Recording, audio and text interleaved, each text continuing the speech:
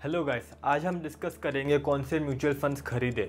देखो मार्केट में ना बहुत टाइप के म्यूचुअल फंड्स होते हैं, तो मुझे बहुत क्वेरीज आती है कि कौन सा म्यूचुअल फंड उनके लिए बेस्ट रहेगा, तो सोचा एक वीडियो बना दूँ। म्यूचुअल फंड बहुत पॉपुलर हो गया और वो एक थोड़ा इजी वे ऑफ इन्वेस्टिंग। क्या है ना, लोगों को अगर इंडिविजुअल स्टॉक में इन्वेस्ट करना है तो बहुत रिसर्च करनी पड़ेगी। इतने सारे स्टॉक्स है, उनमें से कौन सा सेक्टर में इन्वेस्ट करे, वो सेक्टर के कौन से स्टॉक में इन्वेस्ट करे, वो स्टॉक की फर्दर रिसर्च करनी पड़ेगी कि कौन सी कंपनी अच्छी परफॉर्म कर रही है, किसका फाइनेंशियल स्ट्रॉन्ग है, बिजनेस ओवरव्यू काफ़ी अच्छा है, ये रिसर्च करना पड़ेगा। फिर वो कंपनी में इन्वेस्ट करने के बाद उस पर ट्रैक रखना पड़ता है कि वो कंपनी आगे जाके कैसा परफॉर्म कर रही है।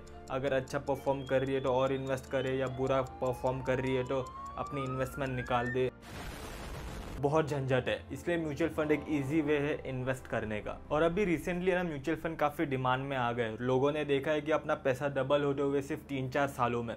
तो काफ़ी लोग म्यूचुअल फंड में अभी इन्वेस्ट करने लगे हैं पिछले 5-6 सालों में, which is good for our country. तो लोगों को है ना अभी ज़्यादा टेंशन नहीं लेना है, सिर्फ इन्वेस्ट करना। वो बोलते हैं कि म्यूचुअल फंड का एक नाम बता दो जिसमें हम पैसा इन्वेस्ट कर सके और हमारा पैसा ग्रो होना चाहिए। सारा काम म्यूचुअल फंड करे, बस हमारा पैसा ग्रो होना चाहिए। तो ये लो म्यूचुअल फंड्स के list. Also disclaimer, this is not an investment advice. ये म्यूचुअल फंड्स मेरी रिसर्च करने के बाद मुझे अच्छे लगे।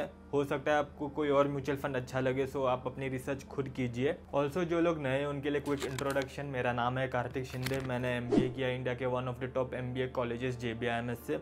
एंड मुझे स्टॉक मार्केट एंड इन्वेस्टिंग में काफ़ी इंटरेस्ट है, सो शेयरिंग माई नॉलेज। अभी म्यूचुअल फंड की लिस्ट बताने से पहले ये जान लो कि म्यूचुअल फंड में 3 टाइप की फीस है जो बहुत मैटर करती है म्यूचुअल फंड को चूज़ करने में। तो ये 3 फीस अच्छे से जान लो, फिर आगे म्यूचुअल फंड डिसाइड करना ईजी हो जाएगा। पहली फीस है एक्सपेंस रेशियो। ये एक फ़ीस है जो म्यूचुअल फंड चार्ज करता है रिगार्डलेस ऑफ द परफॉर्मेंस। ये बेसिकली आपके पैसे हैंडल करने की फ़ीस है। आपके पैसे लेते और इन्वेस्ट करते हैं ना, वो कमीशन है। वो जो कमीशन चार्ज करते हैं उसे एक्सपेंस रेशियो बोलते हैं। दूसरा है एग्जिट लोड। जब आप पैसा पूरा निकाल लेते हो वो फंड से, तो उनको अचानक से सारा पैसा निकालना पड़ता है ना मार्केट से, तो इसके लिए वो एक एग्जिट लोड भी चार्ज करते हैं। एंड तीसरा है ऑफ कोर्स टैक्स। तो इंडिया में म्यूचुअल फंड्स का टैक्स है ना कुछ इस प्रकार है। देखो, अगर आप इन्वेस्ट करते हो और 1 साल के पहले प्रॉफिट बुक करते हो तो आपको देना पड़ेगा short term tax which is 20%। और अगर आप 1 साल के बाद विड्रॉ करते हो अपना प्रॉफिट, तो फर्स्ट 1.25 लाख तक कोई टैक्स नहीं है, बट आफ्टर 1.25 लाख आपको 12.5% का टैक्स देना पड़ेगा। सो बेसिकली फर्स्ट 1.25 लाख तक आपको एग्जेम्पशन है, आप प्रॉफिट बुक कर सकते हो विदाउट एनी टैक्स। बट उसके बाद जितना भी प्रॉफिट रहेगा आपको 12.5% टैक्स देना पड़ेगा। इसलिए ये 3 फीस काफ़ी मैटर करती है म्यूचुअल फंड चूज़ करने में। अभी मैं म्यूचुअल फंड्स के नाम बताऊंगा, बट उससे पहले मैं थोड़ा एक ब्रीफ इंट्रोडक्शन दूंगा वो पर्सनालिटी का, जिससे वो म्यूचुअल फंड में इन्वेस्ट करना चाहिए। वो इंसान की क्या एक्सपेक्टेशन है और क्या रिस्क है, ये सब ध्यान रख के आपको म्यूचुअल फंड चूज़ करना है। सो कोई भी म्यूचुअल फंड बताने से पहले मैं वो ब्रीफ पर्सनालिटी डिस्कस करूँगा। अगर आप वो पर्सनालिटी में बैठते हो तो आप वो म्यूचुअल फंड में इन्वेस्ट कर सकते हो। पहला म्यूचुअल फंड है, अगर आप चाहते हो कि आपको सिक्योरिटी रहे, ज़्यादा रिस्क ना हो और अच्छा रिटर्न भी मिले, तो ये म्यूचुअल फंड आपके लिए है। ये म्यूचुअल फंड का नाम है कोटक इक्विटी अपॉर्चुनिटीज फंड। ये म्यूचुअल फंड लार्ज और मिड कैप में इन्वेस्ट करता है। लार्ज कैप की वजह से इसे सिक्योरिटी मिलती है, ये फंड ज़्यादा वोलेटाइल नहीं होता, और मिड कैप के वजह से इसे अबव एवरेज रिटर्न्स मिलते हैं। तो जो लोग हैं जिसे इंडेक्स फंड में नॉर्मल बेसिक इन्वेस्टिंग में मज़ा नहीं आता, थोड़ा रिस्क ले सकते हो और थोड़ा एक्स्ट्रा रिटर्न्स के लिए, so this is the fund to go for. ये फंड की टॉप 5 होल्डिंग देखो, HDFC बैंक है 5.5%, Infosys 4%, ICICI, SBI, Zomato 3.5% each.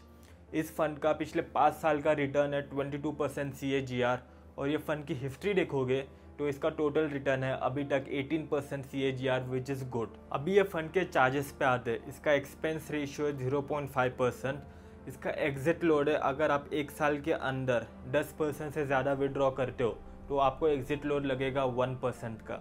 दूसरा है उन लोगों के लिए जो एकदम सेफ खेलना चाहते हैं और उनको एवरेज रिटर्न्स की एक्सपेक्टेशन है। उनको ना 20-25 रिटर्न चाहिए, ना FD जितना 5-7% चाहिए, उन्हें सिर्फ 12 से 14% रिटर्न चाहिए। तो ये फंड है उनके लिए। This is Nifty 50 index fund, one of the best fund. इसमें पैसा आपका हिंदुस्तान के टॉप 30 कंपनीज में लगेगा। हिंदुस्तान के टॉप 30 कंपनीज एकदम मतलब ऑलमोस्ट स्टेबल कंपनीज है। काफ़ी बड़े बड़े कंपनीज TCS, HDFC, इन कंपनीज में इन्वेस्ट होगा जो मोर और लेस आपका पैसा काफ़ी सेफ रखेंगे, ज़्यादा वॉलेटाइल भी नहीं होगा। और ये निफ्टी 50 इंडेक्स फंड है ना, ऐसा फंड लेना जिसका एक्सपेंस रेशियो बहुत कम है, क्योंकि ये सिर्फ इंडेक्स को मिरर करता है, इसमें ज़्यादा मेहनत नहीं लगती है। सो एकदम कम एक्सपेंस रेशियो वाला फ़ंड लेना। ये फ़ंड है जो मैं रिकमेंड कर रहा हूँ, वो है ICICI prudential Nifty 50 index fund. इसका एक्सपेंस रेशियो है सिर्फ 0.17% और इसका कोई एग्जिट लोड नहीं है।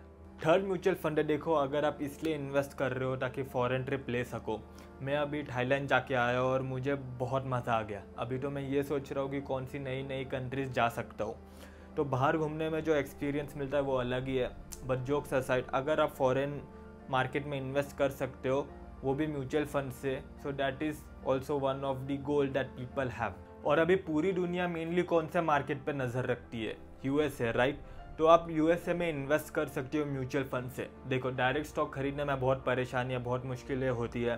फिर उसके बाद आपको वो स्पेसिफिक स्टॉक्स के रिसर्च रिपोर्ट्स, एनुअल रिपोर्ट्स, ये सब भी पढ़ने पड़ते हैं, काफ़ी नज़र रखना पड़ता है। इसलिए म्यूचुअल फंड को पैसा दे दो, वो आपका पैसा USA में इन्वेस्ट कर देगी। ये म्यूचुअल फंड है Motilal Oswal most shares 100 ETF। ये फंड USA का जो इंडेक्स फंड है NASDAQ 100, उसे ट्रैक करती है। जैसे इंडिया में निफ्टी 50 फंड है जो मैंने पहले बताया था, वैसे ये फंड USA के जो इंडेक्स है NASDAQ 100, उसमें इन्वेस्ट करती है। NASDAQ 100 बेसिकली ग्रुप है US के टॉप 100 कंपनीज का, उसमें इन्वेस्ट करेगी। देखो अभी ट्रम्प प्रेसिडेंट बनेंगे जनवरी 2025 में, और वो काफ़ी US पे फोकस करने वाले हैं। तो हो सकता है कि US का स्टॉक मार्केट काफ़ी बढ़ सकता है अगले 4-5 सालों में जब तक ट्रम्प है।